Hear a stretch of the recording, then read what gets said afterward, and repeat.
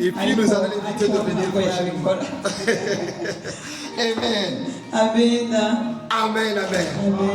Alors cet après-midi, nous sommes dans la joie. Dans la joie de recevoir les frères. Un frère. Un frère que Dieu utilise puissamment. Un frère que Dieu utilise puissamment. Il chante bien. Il prêche bien. Il a vraiment l'onction pour la gloire de Dieu. Et aujourd'hui, le temps est passé. Mais prochainement, il va chanter pour la gloire de Dieu. Alors, sans plus tarder, je vais inviter mon frère. Acclamez le Seigneur. Amen. Mon frère Mugenzi Fisto. C'est un évangéliste volontaire.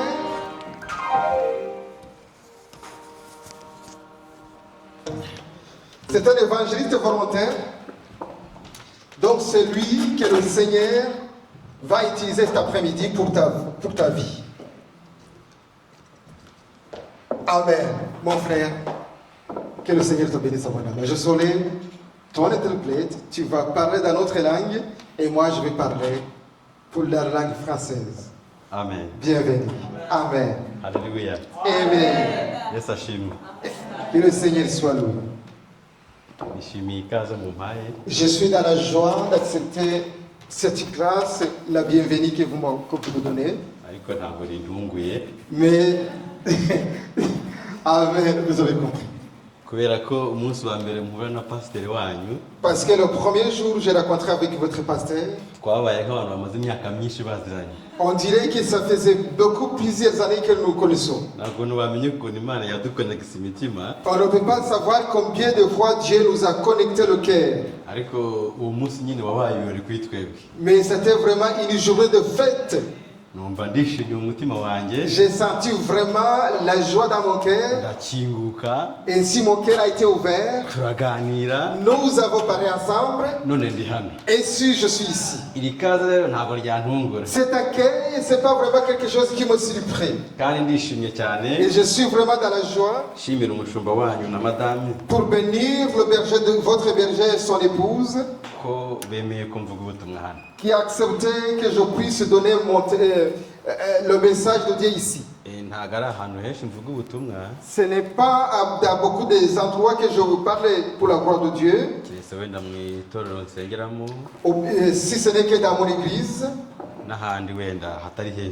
ou dans un autre endroit aussi. Mais je bénis le Seigneur parce que cet après-midi je suis ici. Je bénis le Seigneur parce que je trouve notre maman Elisabeth. C'est ma mère. Nous avons un secret avec elle. Dans la première semaine ici en Europe, c'est elle qui m'a venu ici.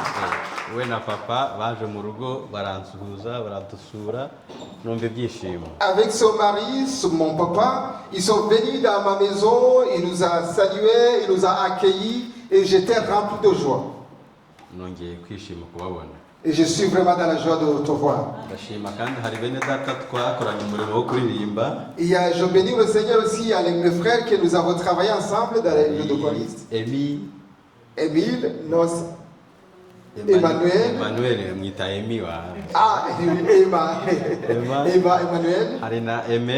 Aimé aussi, la sœur Aimée. Nous avons chanté ensemble ici à Lyon. Et je suis vraiment dans la joie. Et vous aussi qui m'avez vu pour la première fois. Nous sommes, c'est comme si nous sommes des amis. Alléluia. Amen.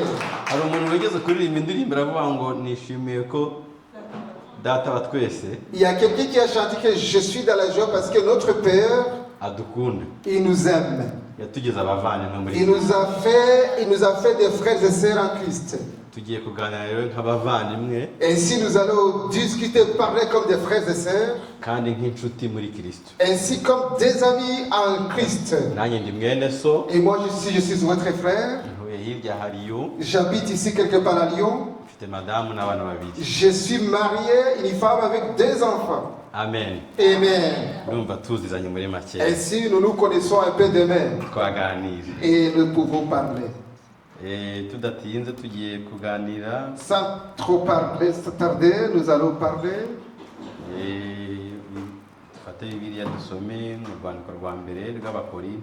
Dans le livre de 1 Corinthiens,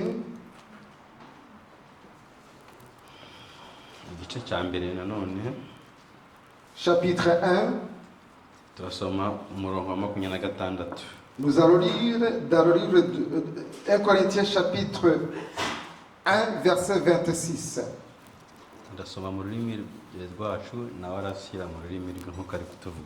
Nous allons lire dans notre langue maternelle et moi je vais parler dans la langue française. Muzirikane guhamagara kwanyu bene data yuko ab'ubwenge bw'abantu bahamagawe atari benshi n'abakomeye bahamagawe atari benshi n'imfura zahamagawe atari nyinshi ahubwo Imana yatoranije abaswa bo mu isi ngo ikoze isoni abanyabwenge kandi yatoranije ibinyantege nke byo mu isi ngo ikoze isoni ibikomeye kandi n'ibyoroheje byo mu isi n'ibihinyurwa n'ibitariho Imana yarabitoranije ngo ihindure ubusa ibiriho kugira ngo hatagira umuntu wirata imbere y'Imana niyo ibaha kuba muri Kristo Yesu waduhindukiye ubwenge buva ku Mana no gukiranuka no kwezwa no gucungurwa kugira ngo bibe nk'uko byanditswe ngo uwirata yirata Uwiteka. Amen. Amen. Je lis la parole au nom de Jésus. Frères et sœurs, gardez qui vous êtes, vous qui avez reçu la paix de Dieu. Parmi vous, il n'y a pas beaucoup de sages du point de vue humain, pas beaucoup de gens puissants, pas beaucoup de gens importants. Mais pour couvrir la honte, les sages, Dieu a choisi ce qui semble fou dans le monde, pour couvrir de honte ce qui est fort. Dieu a choisi ce qui est faible dans le monde, pour détruire ce qui est important. Dieu a choisi ce qui est petit dans le monde. Il a choisi ce qu'on méprise, ce qui n'est rien du tout. Dieu a fait cela pour ce que personne ne puisse se vanter devant lui. C'est à lui qui vous a unis au Christ Jésus. Et le Christ est devenu pour nous la sagesse qui vient de Dieu. Par lui, Dieu nous rend justes. Il nous choisit pour lui et nous libérer du péché. Alors, comme les livres saints le disent, si quelqu'un veut se vanter, qu'il se vante à cause du Seigneur. Amen. Alléluia. Amen. Nous allons parler le thème de cet après-midi, accepter l'appel de notre Seigneur. Vous voyez comment le Seigneur fait la concordance des circonstances. Amen. Je ne savais pas comment, si vous avez choisi les personnes qui vont entrer dans l'œuvre de Dieu aujourd'hui. Parce que voilà, je vais parler sur l'appel. L'appel est différent. La manière dont Dieu t'appelle, c'est les choses différentes. À plusieurs reprises, quand Dieu nous appelle, il nous appelle au moment où nous ne voulons pas. Nous avons des exemples des frères qui nous ont précédés. Je vais utiliser l'exemple de Moïse. Moïse avait un grand appel de prendre le peuple de Dieu de l'Égypte à la terre promise à Canaan. Cet appel commence au moment où il était petit. C'est la raison pour laquelle Dieu l'avait épargné des problèmes qu'il avait accablés, qu'il avait traversés. Sans aller très loin, l'appel elle-même, il y a la protection de Dieu. Si tu ne le savais pas, si tu le sais. Si Dieu t'avait appelé ou si tu es l'appel de Dieu, avant de répondre à l'appel de Dieu directement, Dieu te protège jusqu'à l'accomplissement de l'appel. Même si tu vas mourir avant d'arriver sur l'accomplissement de l'appel,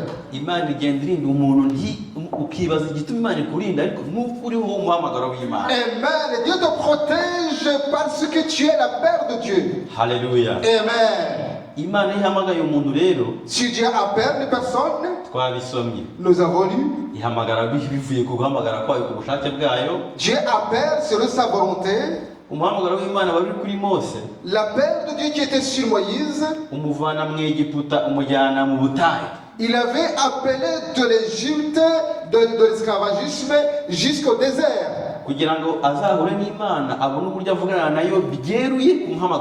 Pour qu'il puisse rencontrer avec Dieu, afin qu'il puisse exprimer d'une manière claire la paix de Dieu.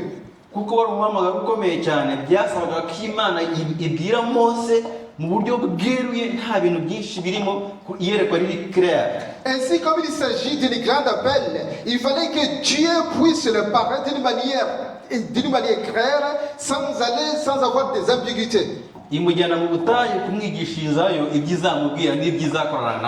avait conduit dans le désert pour des choses qu'il va enseigner et des choses qu'il va travailler avec Dieu. Lorsque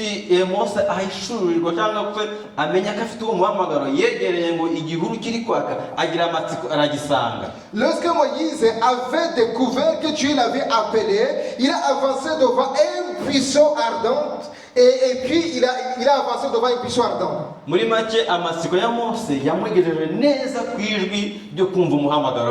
Ainsi la surprise de Moïse, ça lui avait permis de franchir le pas jusqu'à son appel.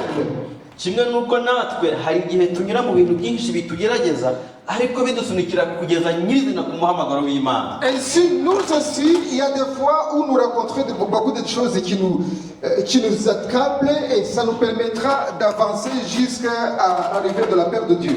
Alléluia. Amen.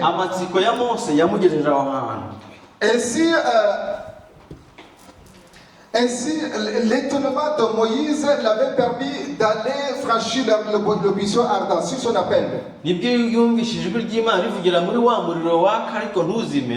c'est la raison pour laquelle il a attendu le buisson ardent qui ne se consume pas. Ainsi, la voix lui avait dit, là où tu es, c'est un endroit saint.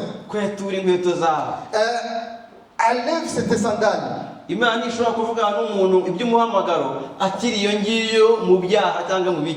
ne peut pas parler avec toi avec ton appel au moment où tu es toujours dans les péchés. Lorsque tu es entré dans tes convoitises, lorsque tu es dans tes pensées, tu ne peux pas savoir expérimenter comment Dieu t'avait appelé. Et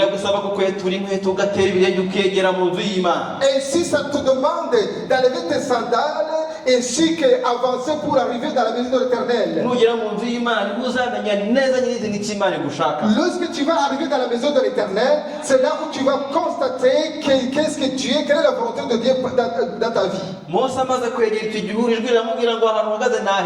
Lorsque Moïse avait avancé ce buisson, il a attendu la voix qui dit là où tu es, c'était l'endroit saint. Et si c'était dans le désert, c'était dans le désert où Moïse il est parti pour peindre les troupeaux.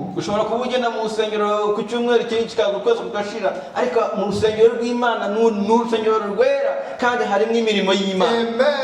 Ça peut arriver de venir dans la maison de l'Éternel toutes les semaines, tous les jours. Mais laisse-moi te dire que dans la maison de l'Éternel, c'est l'église sainte de Dieu. Haleluya. Amen. Haleluya. Amen. Ijwi ry'Imana ryereka Mose ariko riramubwira ngo ndi Imana ya sogokuruza Aburahamu. La voix de l'Éternel s'est montrée à Moïse et la voix de l'Éternel dit je suis le Dieu de l'Éternel, le Dieu d'Abraham. Haleluya. Amen. Haleluya. Amen. Haleluya. Amen. Imana yacu ni Imana ya kera ni Imana y'ibihe. Notre Dieu, c'est un Dieu d'auparavant et le Dieu de circonstances et de situations. Ni Imana y'inyembaraga kandi ni Imana yashyizeho ibihe byose uko bisimburana amanywa n'ijoro ni Imana yabiremye. Amen. C'est notre Dieu, le Dieu qui a mis les situations et qui a mis la force, et c'est Dieu qui a créé toutes les choses. Niduhamagara ku manywa akaduhamagara nijoro. C'est Dieu qui nous appelle la nuit, c'est Dieu qui nous appelle la journée. Ibwira Mose amubwira ngo ndi Imana ya sogokuruza Aburahamu, ndi Imana ya Isaka, ndi Imana ya Yakobo. Haleluya. Amen. Il dit à Mose, je suis le Dieu d'Abraham, je suis le Dieu d'Isaac et de Jacob. Ibyo ngibyo mu matwi ya Mose ntabwo byari igitangaza kuko yakuze abyumva kwa nyina. Amen.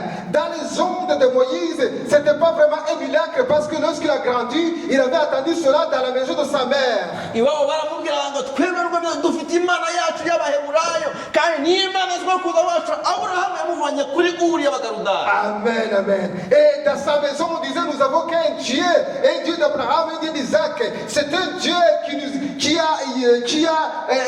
enlevé Abraham d'Aour de Kardaï. Haleluya. Amen. Ayo makuru Mose yarayazi neza arafite neza mu bitabo yarayabwirwaga. Et cette histoire, Moïse, il avait vécu, on avait parlé.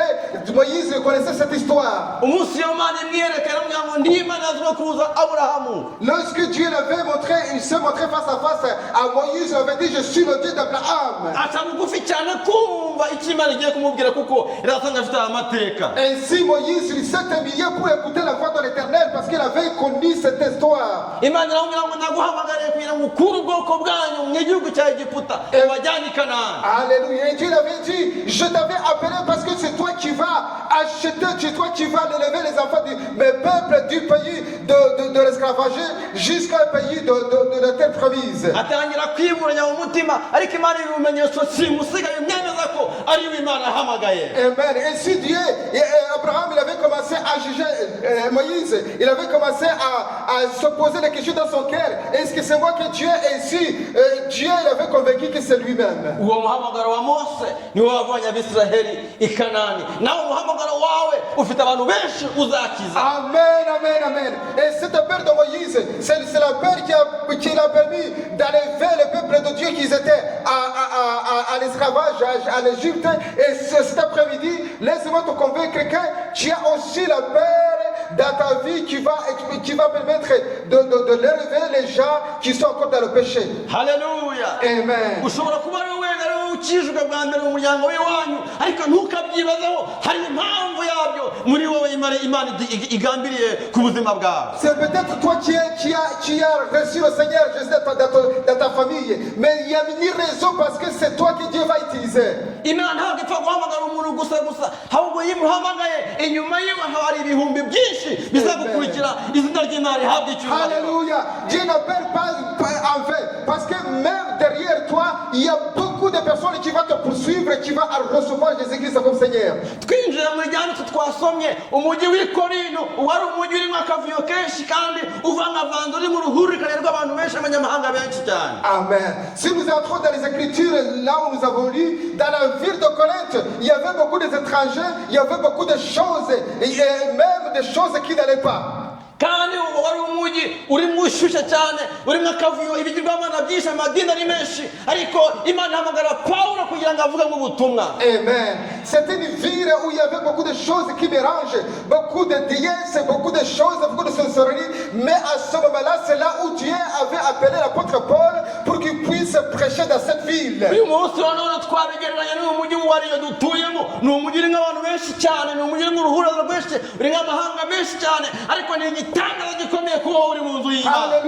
Aujourd'hui, c'est cette ville qu'on peut comparer avec la ville de Lyon. La ville de Lyon a beaucoup d'étrangers, il y a beaucoup de choses. Mais c'est vraiment une grande chose que tu es ici dans la ville de Lyon pour que nous puissions parler de la gloire de Dieu.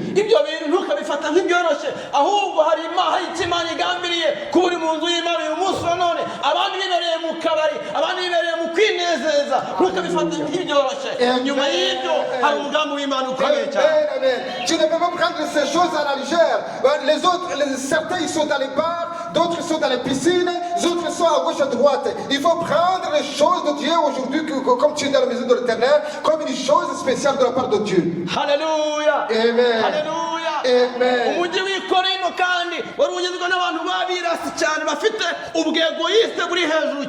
Dans la ville de Corinthe, il y avait des gens très égoïstes qui avaient vraiment un orgueil très très haut.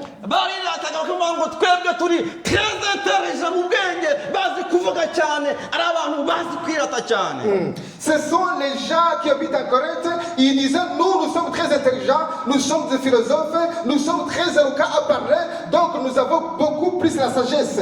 Et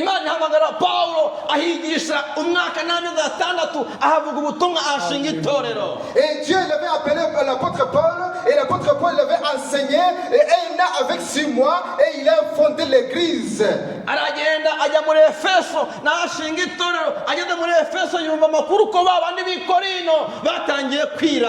Amen. Lorsque l'apôtre Paul, après avoir bâti son église à Corinthe, il est parti à Éphèse.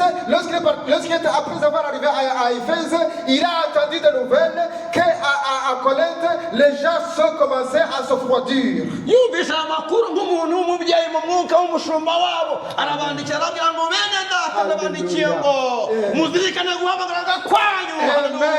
Après avoir écouté le message, il a pris un stylo, il a écrit l'église de Corinthe. Il a dit très cher ami dans le Seigneur, il faut que vous vous souvenez votre appel.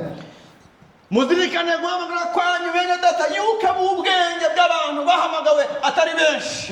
faut savoir que les gens qui sont appelés, ce n'est pas beaucoup nombreux.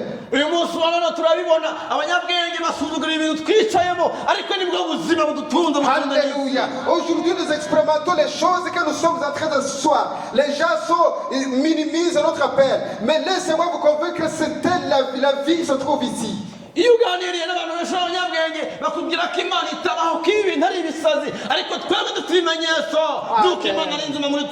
Amen. Lorsque tu vas parler avec les personnes du monde et les personnes intelligentes, il te dira que ces choses, c'est les choses inutiles. Mais laisse-moi te dire que les choses utiles se trouvent ici au milieu de nous.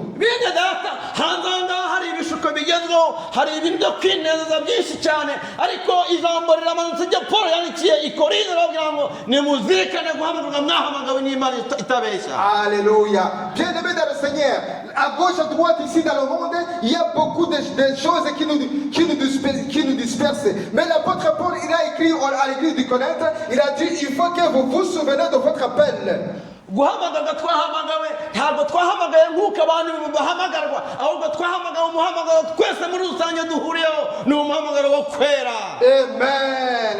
L'appel que le Seigneur nous dit aujourd'hui, même si nous sommes tous appelés, l'appel que le Seigneur nous appelle, c'est pour que nous puissions être saints comme lui aussi il est saint. Yes, ashimwe cyane. Que le Seigneur soit loué. Hallelujah. Amen. Hallelujah. Amen. Ngeni imihamagaro iragora cyane iravuna ituma utaba ahantu wari ukwiriye kuba. Laissez-moi vous convaincre que cet appel qui est comme ça, cela ne signifie pas que tu peux habiter le même endroit. Tu peux habiter dans un autre endroit où tu ne peux pas censé à vivre.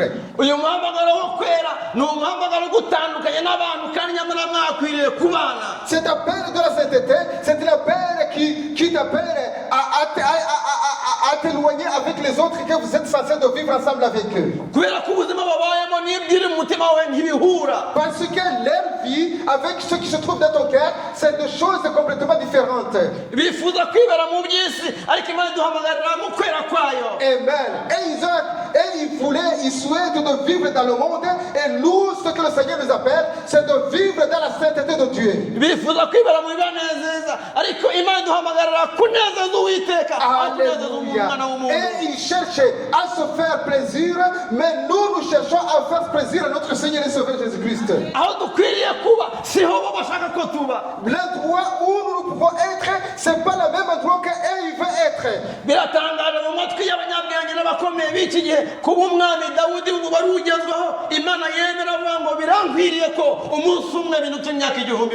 Amen. Il est vraiment très étonné, comme un roi comme David, qui exprime qu'un jour devant le Seigneur, il vaut mieux que 1000 ailleurs. mu gihe cya Dawudi nta muntu wagize sakisa nk'iya Dawudi, nta muntu watsinze intambara nyinshi nka Dawudi, ariko yaravuganye ibyishimo byanjye nuko umunsi umwe utiri iminsi igihumbi. Alléluia. Et bien aimé dans le Seigneur, même David qui a traversé beaucoup d'épreuves, qui a fait beaucoup de guerres, mais il a exprimé le jour, il a dit, oui, même un jour, le fait de rester dans la maison de l'Éternel un jour vaut mieux que 1000 ailleurs. Alléluia. Amen. Alléluia. Amen. Alléluia. Amen.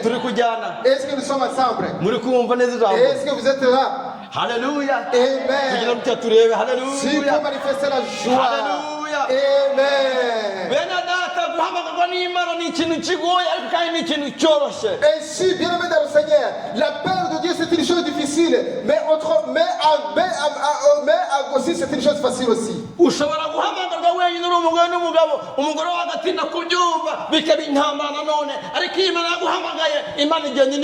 Amen. Tu peux être appelé, même ta femme ou ton mari peut tarder à comprendre, mais lorsque Dieu a mis ces choses dans vos vies, Dieu va combattre pour vous. L'appel c'est une grande chose.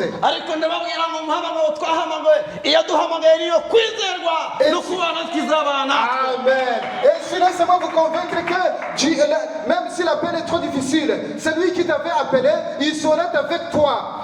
De Dieu qui t'avait appelé, il faut lui faire confiance. Même dans la mort, il sera toujours avec toi.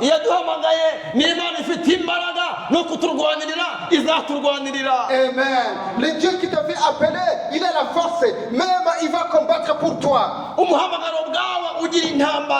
L'appel elle-même, il a des combats. Il y a des combats dans l'appel. Que ce soit petit, que ce soit grand, l'appel elle-même, il faut combattre. Et la chose qui va te convaincre que tu es dans l'appel, c'est que parce que tu sais que tu vas traverser les combats.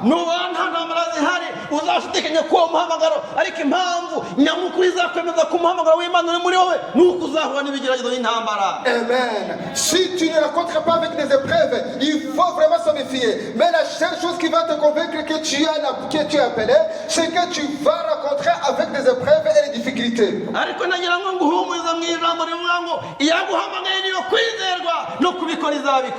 laisse-moi te faire confiance que Dieu qui t'avait appelé, il faut lui faire confiance, il va te faire traverser des épreuves. Dieu qui t'avait appelé, c'est un Dieu fort, c'est un Dieu puissant, il va combattre pour toi. Dieu qui t'avait appelé, il est fort, tu vas même convaincre, tu seras même victorieux. Il y a Dieu qui t'avait appelé, il est puissant, il va même te libérer de tes maladies. Alléluia. Dieu qui t'avait appelé, il est forcé. Même le fait de te lever, te mettre à roi, il va te lever. Dieu qui t'avait appelé, il est fort. Même le fait de te faire monter, de te faire vaincre, il va te faire vaincre. Amen. Dieu qui t'avait appelé, il est l'amour. Les gens ne peuvent pas, même les les gens seront contre toi, Dieu est amour. ntugire ubwoba bw'ibihe cyangwa abantu ifite urukundo rugera rukajyana ikuzimu. N'ayez pas peur des gens, mais n'ayez pas peur des gens. Dieu, il a l'amour qui peut même traverser même les tombes. ikuzimu nta bantu bariyo banezerwa imana ariko urukundo rw'imana ngo ruramanuka rukajyana ikuzimu. Alléluia. Même dans l'amour dans la tombe, il y a même les gens qui peuvent traverser les tombes. Mais la Bible déclare que même dans la tombe, l'amour va traverser jusqu'aux tombes. ntugire ubwoba bw'abakwanga cyangwa ibikurwanya. yesu ni urukundo araduhagije. N'ayez pas peur pour les gens qui te calomnient, mais Jésus-Christ est l'amour, il est toujours avec toi. kandi azaguhuza n'abantu biwe baguha urukundo. Amen. Il va te faire connaître même ces gens qui vont te donner l'amour. uko yambuza n'umushumba ubu turi inshuti cyane. Amen. Comme il m'a fait rencontrer avec le berger, nous sommes vraiment des amis. Amen. haleluya. Amen. umunsi dawudi na yonatani bahuye Le jour où David et Jonathan ngo se sont rencontrés, imitima yabo ngo yabaye hagati gakubiranye lesquels ils se sont unis comme un cœur uni. kubera umuhamagaro we kuri dawudi. Parce que David il était vraiment appelé. iyo umuhamagaro w'imana ukuriho imana igenda iguhuza n'abantu bazakugeza aho ugomba kugera. Alléluia. Lorsque l'appel était sur toi, Dieu va te faire rencontrer avec les gens qui vont te traverser, qui vont te mettre sur le point criminel que Dieu t'avait appelé. dufite imana ihamagara kandi mu guhamagara kwayo ntabwo yibeshya ntikora ikosa. Alléluia. Nous avons un Dieu qui appelle, même le fait d'appeler, il ne peut pas se tromper, il ne peut pas commettre des fautes. umuhamagaro w'imana ntigikoramo ikosa nk'iry'abantu kuko ijisho ryayo rigera mu mutima w'umwana w'umuntu. Alléluia. L'appel de Dieu ne peut pas se montrer, ne peut pas mentir, parce que les yeux de l'Éternel vont traverser même, vont percer même jusque dans vos cœurs. amaso yacu twebwe abana b'abantu agarukira inyuma ariko ijisho ry'uwiteka rigera mu mutima w'umwana w'umuntu. Amen. Notre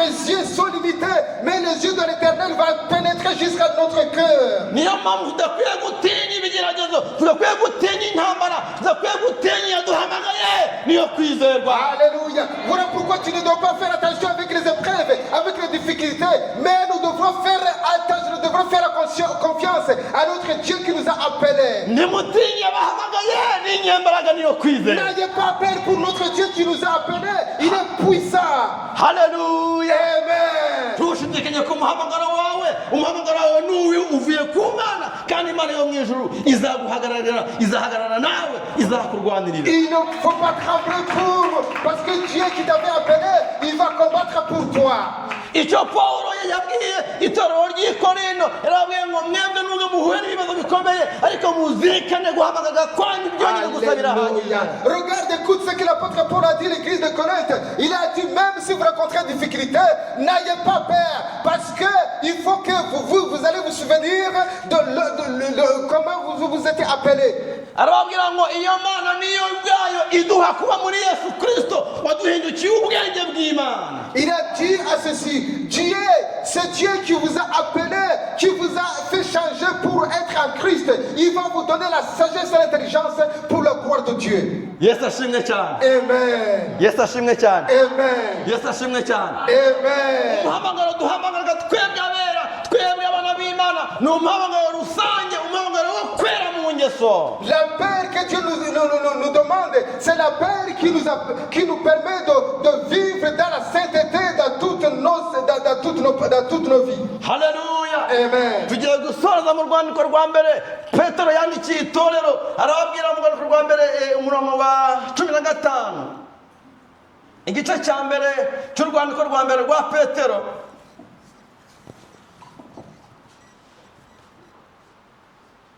umurongo wa 15 aravuze ngo ahubwo nk'uko wabahamagaye ari uwera aba ariko namwe mubabera mu ngeso zanyu zose nk'uko byanditswe ngo muzababera kuko ndi uwera. Amen. Amen. La Bible dit dans le livre de 1 Pierre chapitre 15, chapitre 1 verset 15. Chapitre 1 verset 15. La Bible dit ceci.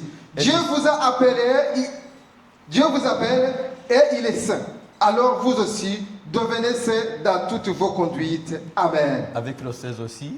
En effet, les livres saints disent, soyez saints parce que moi je suis saint.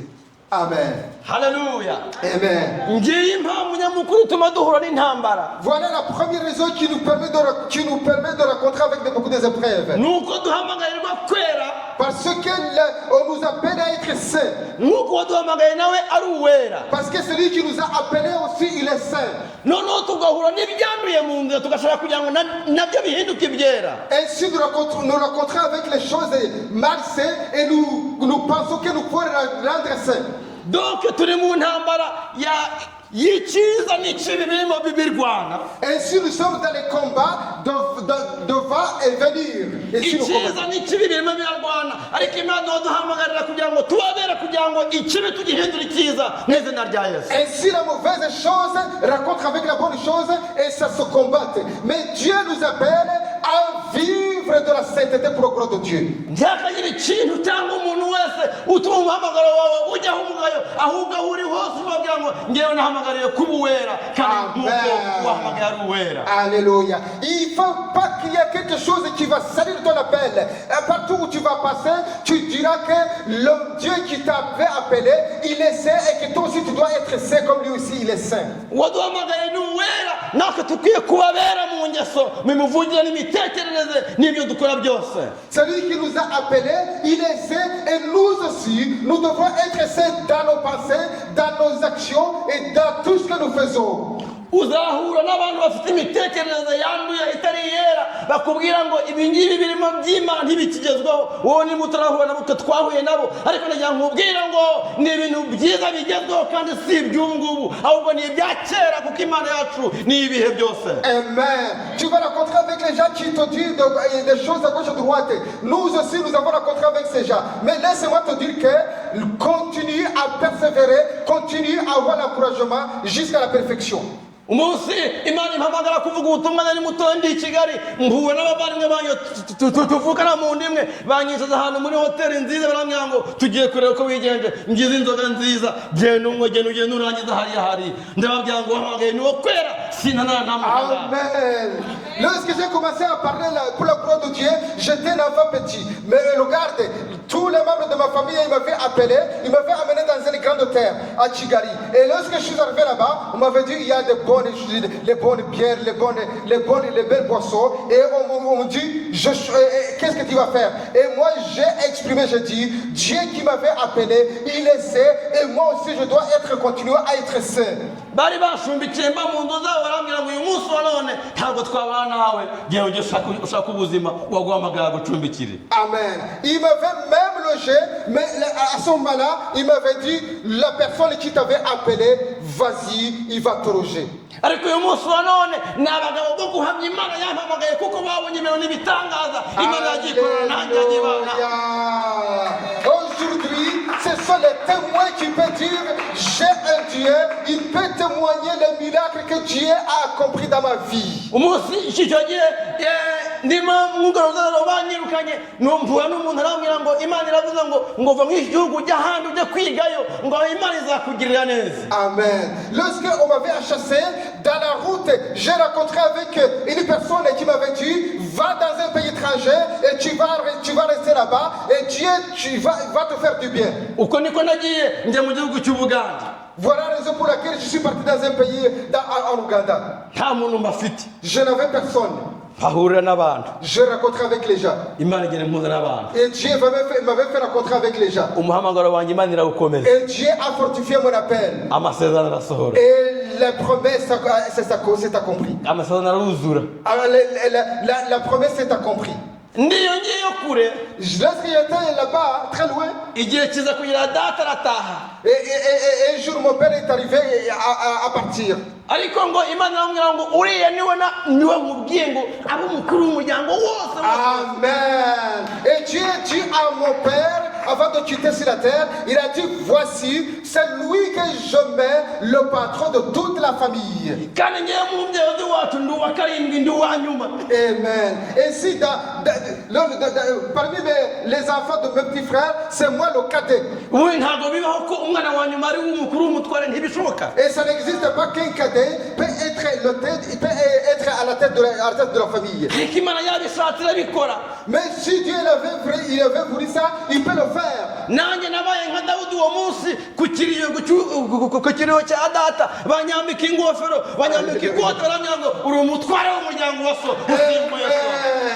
Et si ça a été comme David, sur la tombe, au moment de l'enterrement, on m'avait exprimé, on m'avait mis une casquette, un chapeau, on m'avait mis un manteau et on m'a dit, c'est toi le patron de la famille. Et si j'étais encore un jeune garçon, je n'étais même pas marié. Et voici le témoignage de la famille.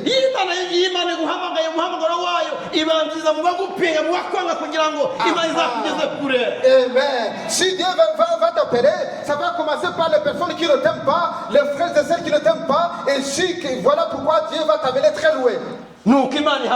Voici comment Dieu va appeler. Ne tremblez pas devant ton appel. Il faut le faire comme il faut. Et tu marches selon la voie de l'Éternel. Et tu sais comme si lui aussi le sait. Les problèmes, les combats que tu rencontres, tu le donnes à Dieu. Et Dieu va faire le combat lui-même. Amen. Alléluia. Amen. Amen. Oh, que le Seigneur soit loué. Amen, amen, amen. Est-ce qu'il y a quelqu'un qui a besoin de la prière afin que notre frère puisse prier pour lui? Et c'est à le monde, il y a quelqu'un qui a besoin de la prière. Niba mama urwaye igifu ngwino tugusengere, umuntu wavuze ko urwaye igifu wakize. Amen. Que le Seigneur soit loué. Amen. S'il y a une autre personne qui est malade et qui vraiment qu'il accepte la guérison. Même si tu as le combat dans la paix de ton appel, crois que c'est fini. Cet escalier, tu vas la monter, tu vas la sauter pour monter notre escalier. Nous allons prier afin que Dieu puisse nous donner la force. Alléluia. Amen. Alléluia. Amen. Alléluia. Amen. Imbaraga zigitazamu mu maraso ya Yesu, hari imbaraga zigitazamu mu maraso ya Yesu masa.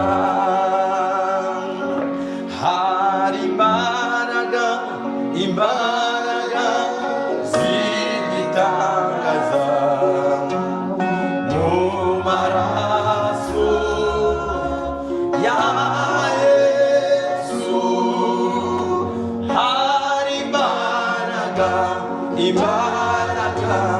zigitangaza mu maraso ya Yesu masa. Notre Dieu qui est tout puissant. Dieu est très fort, Dieu puissant. Dieu qui est capable de tout. Dieu de miracles. Ta parole est vivante. Ta parole ressuscite. Ta parole nous fait du bien. Ta parole donne le remède. Ta parole donne la force. Ta parole nous donne la victoire. Ta parole nous fortifie. Ta parole nous donne la direction. Ta parole nous donne la bonne limite.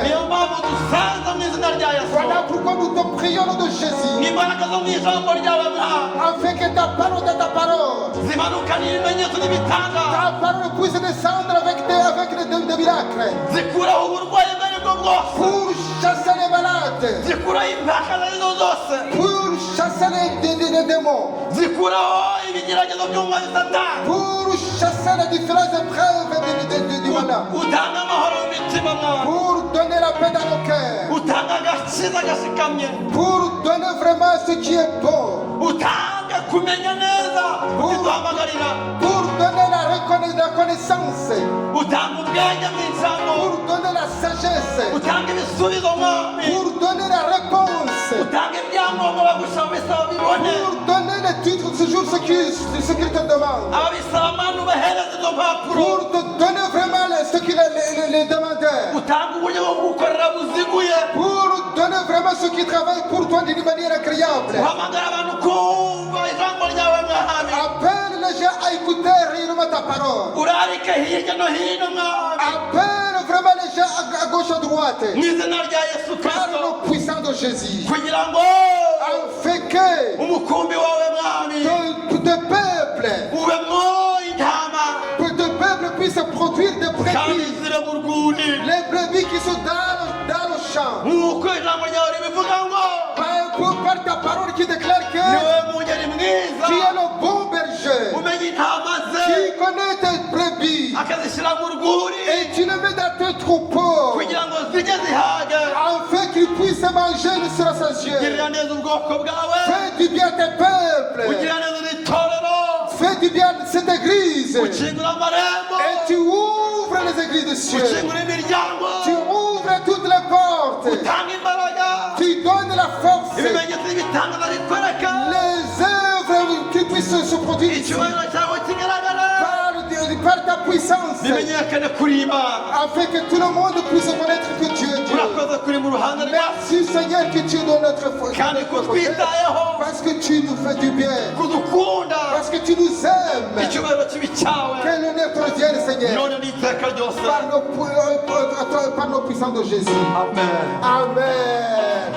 Acclamons pour le Seigneur. Amen, amen, amen, amen, amen. Oh mon frère, que le Seigneur te bénisse abondamment. Amen. Amen, amen. Alléluia. Amen. Nous te